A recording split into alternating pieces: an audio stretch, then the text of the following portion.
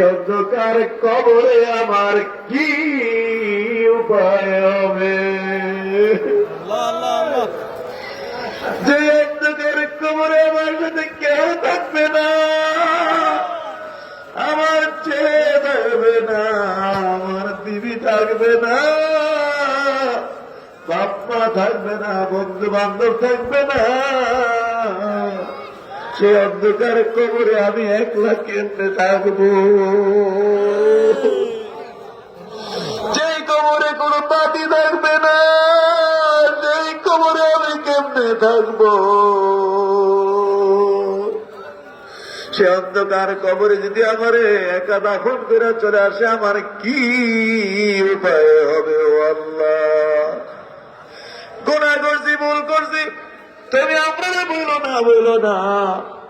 আমরা ওয়াদা দিলাম বাকি জীবনে আর গুনাহ করব না। কন্যা আল্লাহ, বাকি জীবনে আর গুনাহ করব না। হাসরের দিনে গুনাহগার বইলা ডাক দিও না। আল্লাহ আল্লাহ।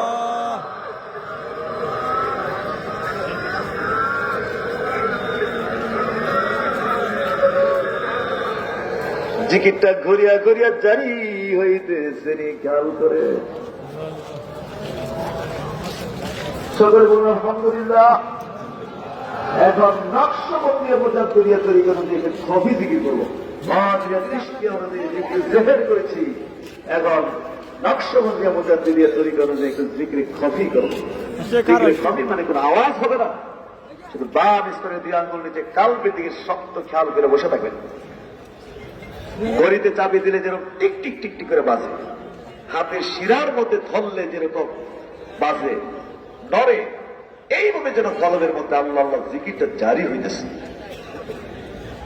নিয়ত করেন একটু, আমি আমার কলবের দিকে মতো হচ্ছি, কলব যেন পিছলে গেল, পিছলে গেলে কাল বলেছিল আল্লাহ তালার দিকে মতো হচ্ছে, আল্লাহ তালা তরা হইতে নকশবন্দে মতো করিবেন অনুযায়ী আল্লাহ আল্লাহ জিকিরে ফায়েজ আমার কালবে আসা আমার তারা ভাব করেছে। আল্লাহ আল্লাহ জিকির করি, আল্লাহ কালবের দিকে খেয়াল করেন।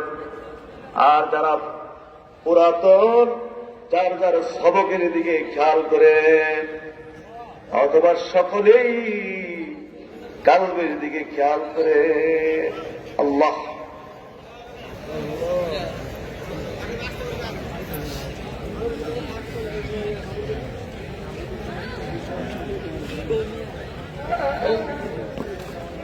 কলম যদি জারি হয় বিভিন্ন আলামত হবে। জায়গাটা একটু ঠান্ডা ঠান্ডা অনুভব হতে পারে, অথবা একটু গরম গরম অনুভব হতে পারে, অথবা একটু ভারী ভারী মনে হতে পারে, অথবা একটু হালকা হালকা মনে হতে পারে, অথবা ভালো থাকলে কলম জিকির করা করতেছে, নিজের কান পর্যন্ত এর আওয়াজ পৌঁছবে। আল্লাহ